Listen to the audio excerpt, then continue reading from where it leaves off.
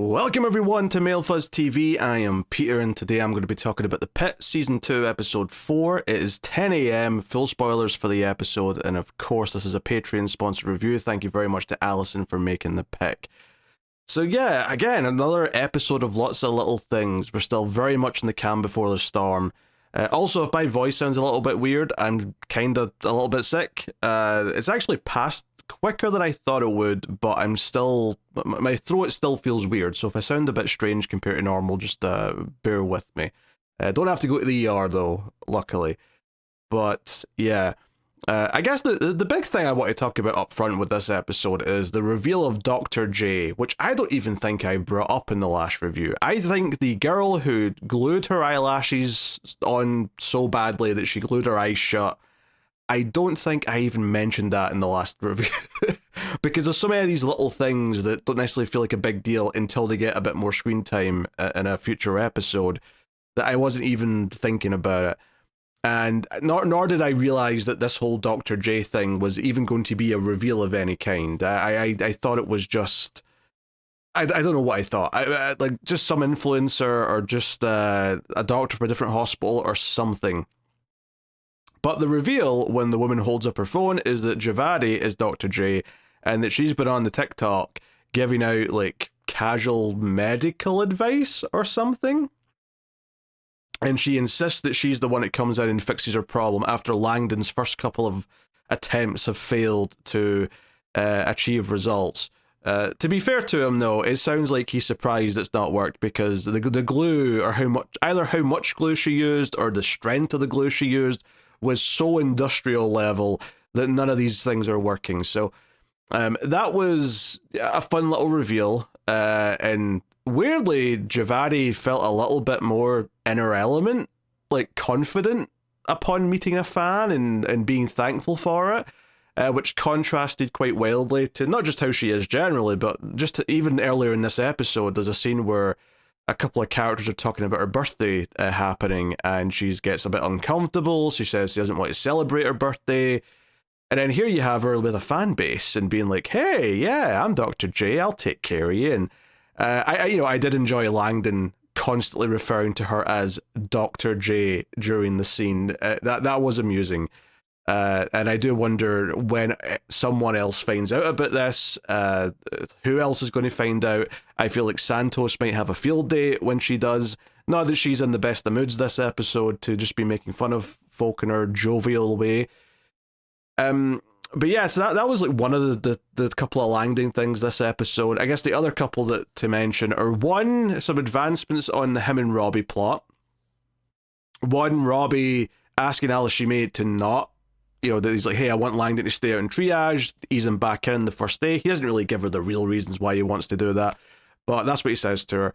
But Dr. Al decides that she is going to bring him in and tells Langdon to, like, get back inside with the ER because we got more patients coming from the other hospital that's closed, which they're all betting on, by the way. More on that in a bit. Which they set up last episode, to be fair. There was some excitement from the guard who was like, oh, we're back on, we got a betting board again. So that's going, and likewise, you've got like Robbie talking about with Dana about if he should try and maybe like clear the air with Langdon. Dana's kind of pushing for it, and he's like, maybe the universe is trying to tell me I should, or maybe it isn't, and he just kind of leaves it dangling and open. It's too early in the season for that, but at least he's acknowledging that maybe we're kind of on a crash course, a motorbike crash course, if you will, to that happening. And then the cliffhanger of this episode is also Langdon, because he gets a patient who returns from an earlier episode whose infection has spread, and he's like, oh, we have to put you in an IV. But this actually ended up with the cliffhanger, which I did not see coming. That's a couple times this season so far, actually, where it's cut to the credits and I went, oh wait, that was the end of the episode.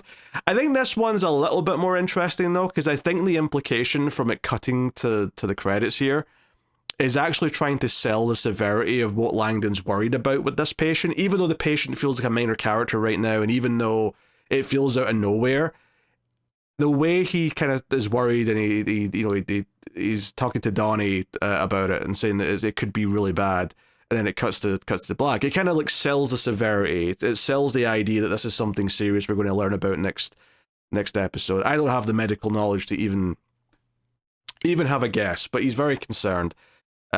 So yeah, so there's lots of little Langdon things this episode. He's bouncing around, doing some different things. I guess another big talking point from this episode would be the young guy, Ogilvy? I'm trying to learn his name. He's the one new character whose name I've not remembered because it's kind of a weird name. Ogilvy. Ogilvy?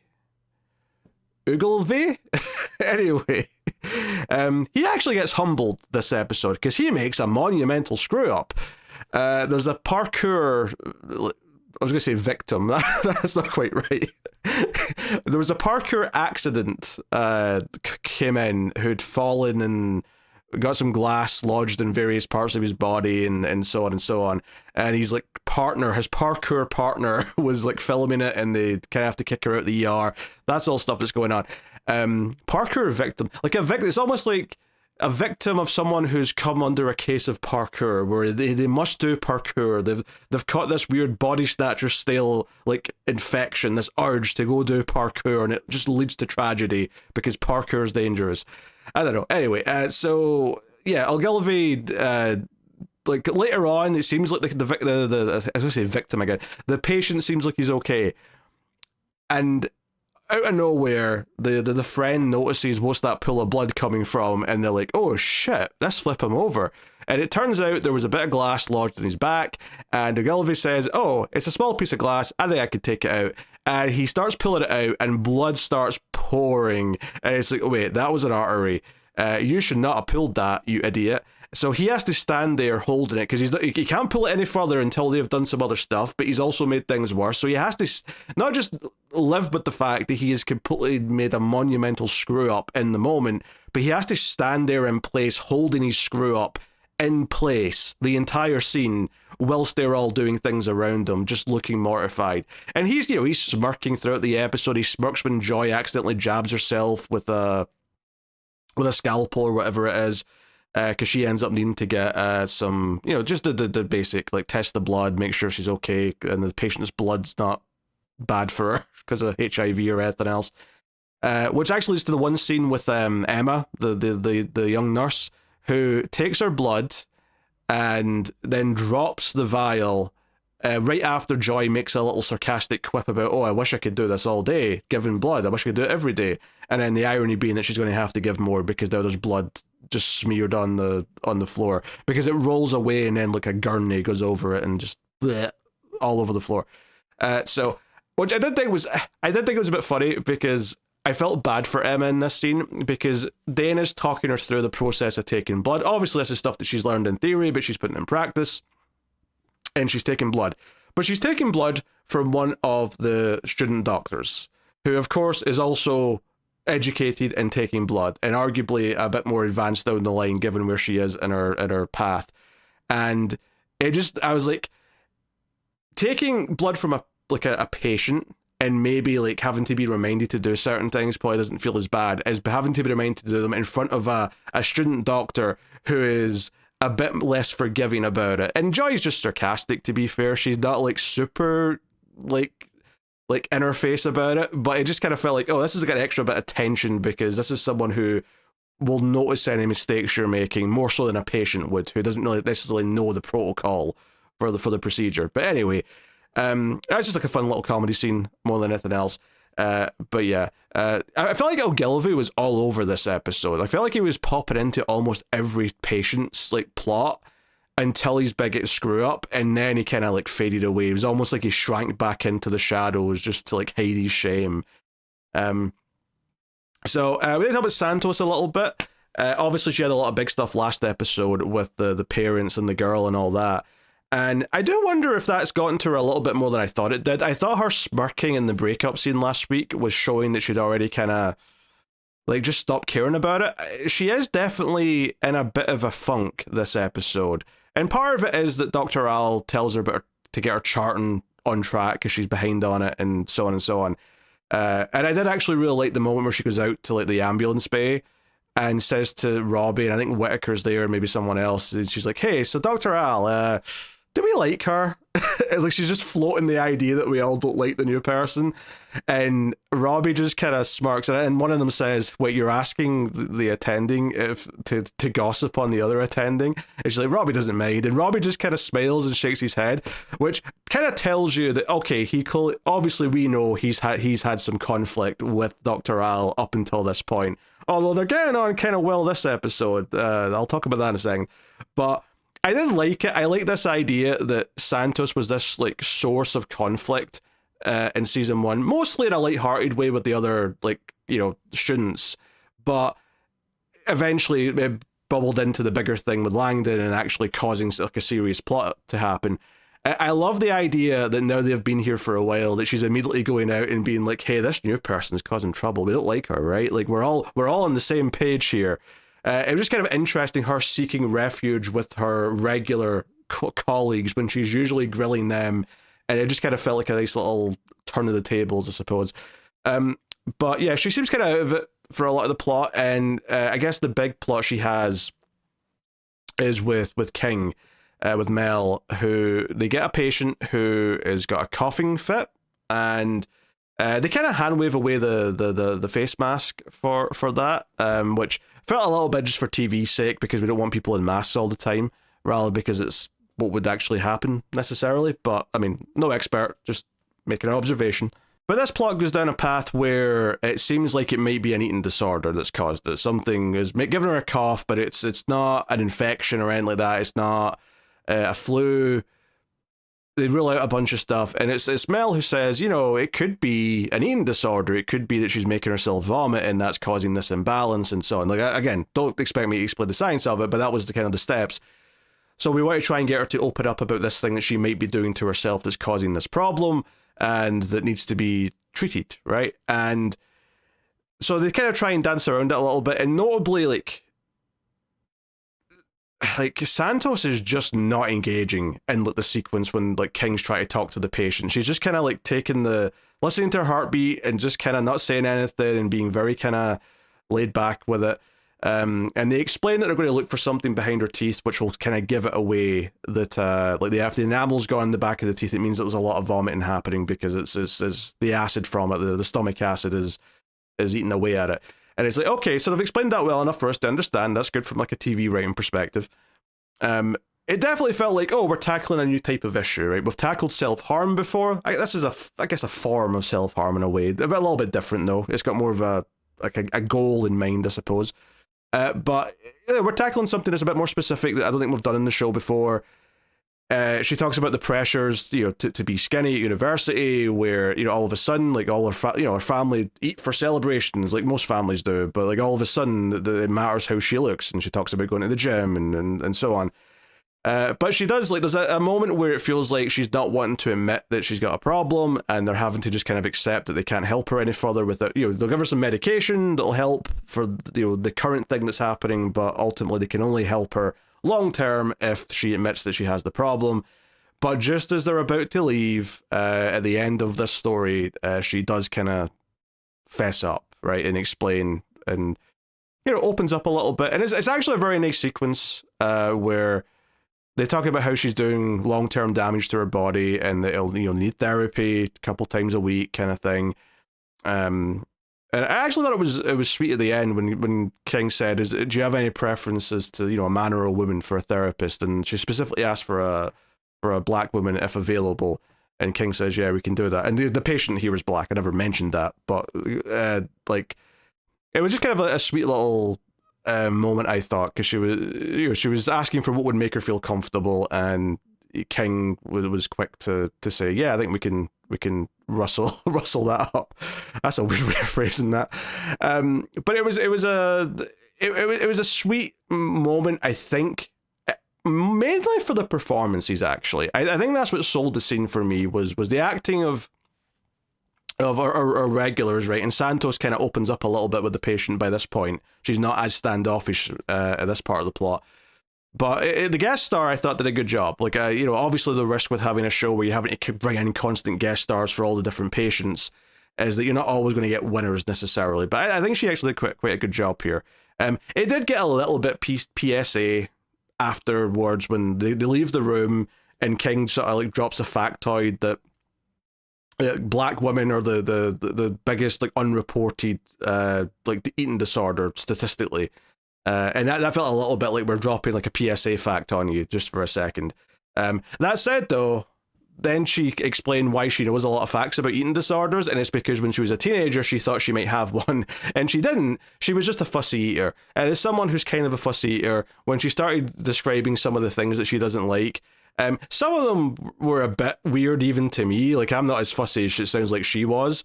But when she said she hates eggs, I cheered. I was like standing up off the couch and ready to start singing and dancing because King's a real one, right? Like, honestly, she's sick of health and she hates eggs. Like, me and King have got more than common than I was expecting, quite frankly. So, power to her. Power to her.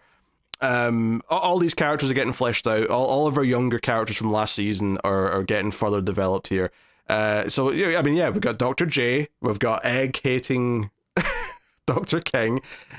Whittaker, we find out, has been kind of like helping out on a farm because like a patient died, like the widow was left on the farm with a small child and he's been helping out. And Santos is like cracking jokes like it's kind of this weird unprofessional relationship, and he's like, no, like I'm just a friend helping out on the farm. And then she makes a joke about farm benefits and milking machines, and you know, it is what it is. It's Santos going full Santos, let's be honest. But so yeah, that's developing him a little bit. So we got that going, and then yeah, so yeah, all four of them, it feels like, are getting some development here in one way or another. And I do want to point out as well, I like the running thing of Robbie and Whittaker's kind of like protege friendship thing that they've got going. You know, whenever Robbie like hears Whittaker telling a story, in fact, in this episode he tells Whittaker's explaining Colin's absence to Louis, the name of the alcoholic.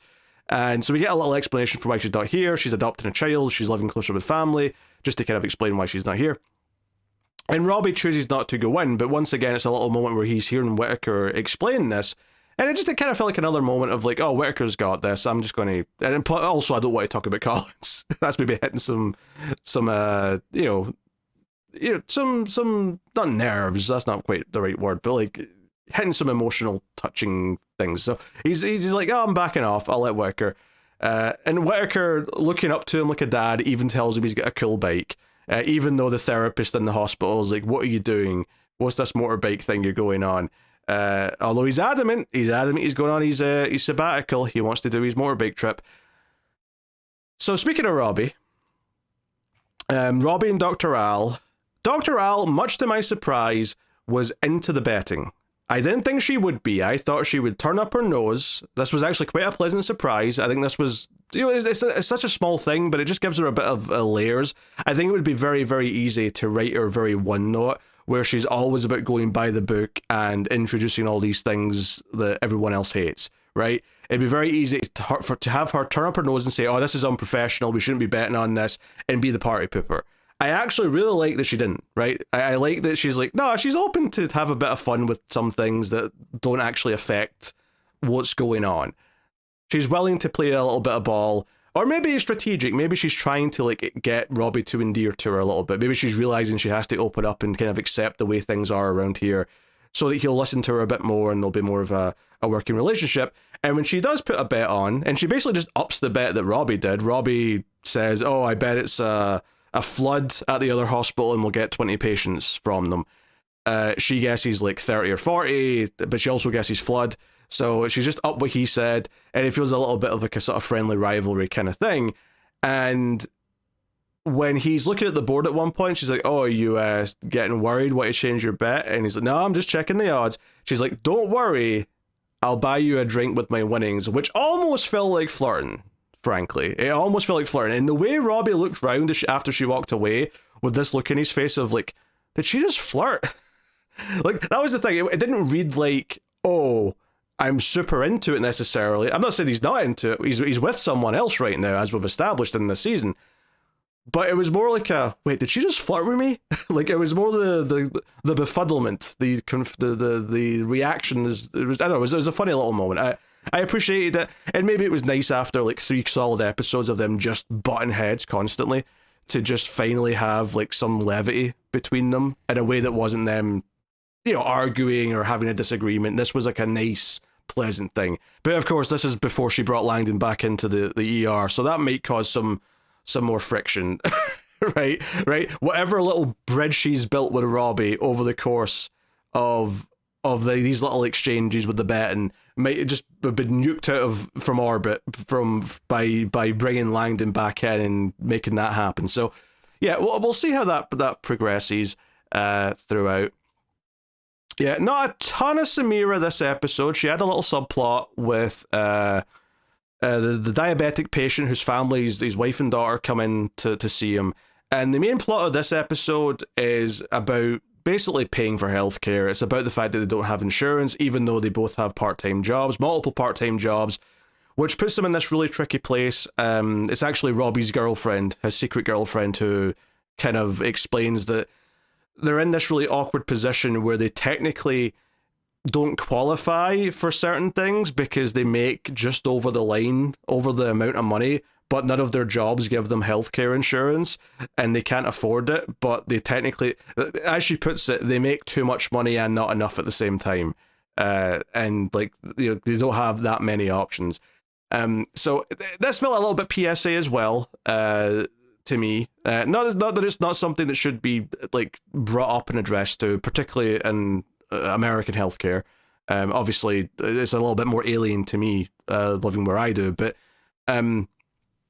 the idea here that I think which gets in maybe a bit more interesting to me is that when the daughter hears this and Samira tries to reassure her and say there'll be options, we're going to do everything we can, so on and so on, the daughter takes it upon herself to go and set up a GoFundMe page, which is something that I think we've all seen at this point online, right? Is that someone's got medical bills, particularly in America, they have cancer or something like that, and they can't afford the treatment, and they'll do a GoFundMe, and they have to rely on crowdfunding to pay their bills.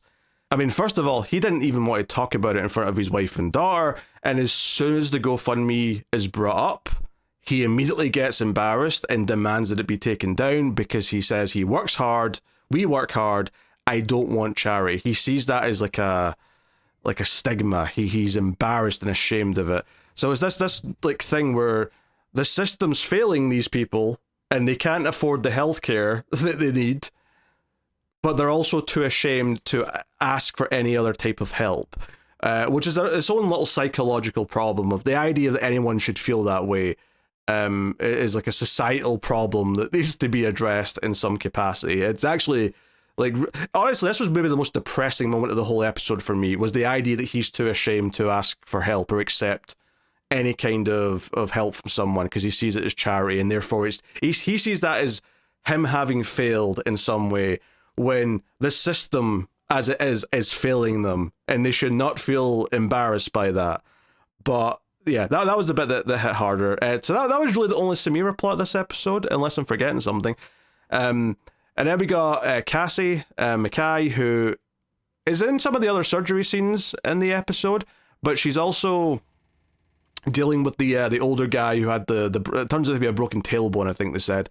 And he's not very happy that his sex life is going to be put on pause for 6 weeks while this thing heals naturally.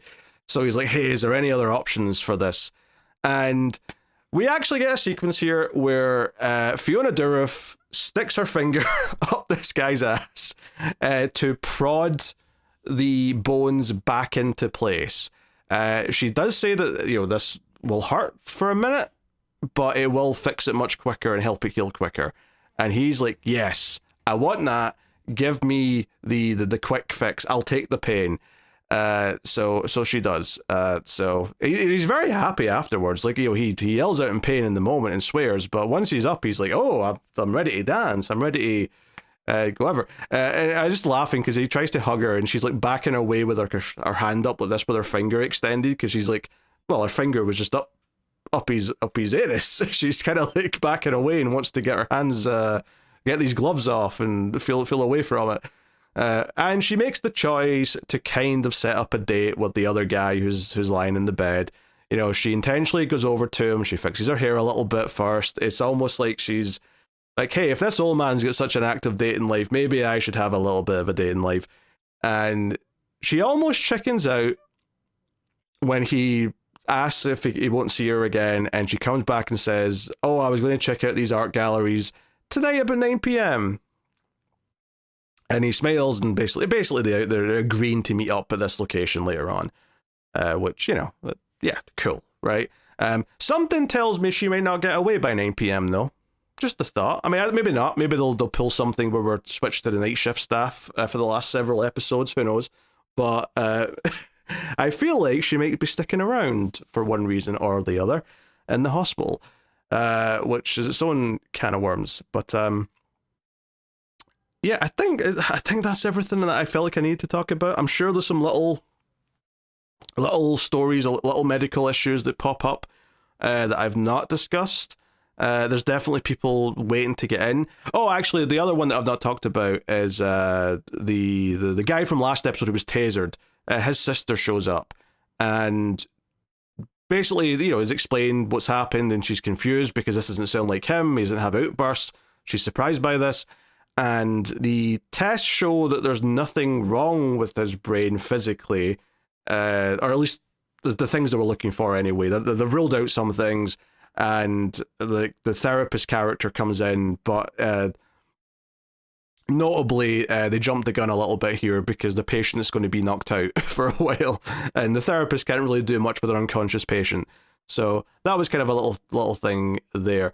So I'm curious as to where that's going to go in terms of revealing what's actually happened to this college student and why he acted out in some capacity the way he did. But regardless, we'll see more of that next time, I assume. But yeah, so I mean, I guess like if I'm assessing things here after 4 episodes, I would say that the new characters, I think they're growing on me a little bit. I think Joy's sarcasm is working for me a little bit more than it has in the past. I think Ogilvy's like comeuppance, or his lesson that he had to learn this episode was good. And I think him being the way he is kind of maybe explains why Joy is the way she is, if she's been stuck with him in any capacity for a while. That she's kind of just naturally being the opposite of what he is in terms of being overeager. I guess the critique I would maybe levy at it is that back in episode 1, I didn't really get this from him. It wasn't really until the last episode or 2 where it felt like they kind of ramped up this idea that he was like super smart and was going to compete with Javadi. And even Joy in this episode, where they ask Joy a question and he jumps in and answers it, and she gets proper sarky about it. But it was funny because he deserved to get the sarky response because he did jump in when it wasn't his turn. So yeah, I mean, I think this advanced a lot of little things ahead. Again, set up some new cases which might have some big consequences going forward. I think the bigger character stuff though is Santos being in her rut. Mel still being terrified of her deposition, and the big Dr. J reveal, and of course the continual will Robbie and Langdon finally have their moment, and I don't expect them to have it for several episodes at this point, but yeah, we shall see. Yeah, that's my thoughts on episode 4 of season 2 of The Pit. Let me know the thought of this one in the comments below. My throat's actually going. I'm struggling to talk here towards the end of this, so I'm glad I'm done. If I've forgotten anything tough, time's up. The voice is going. So thank you for joining me. Support us on patreon.com/MailFuzzTV. Thanks to everyone who already does. I'm not going to do the full intro. I don't have the voice for it. Have you got any vanilla?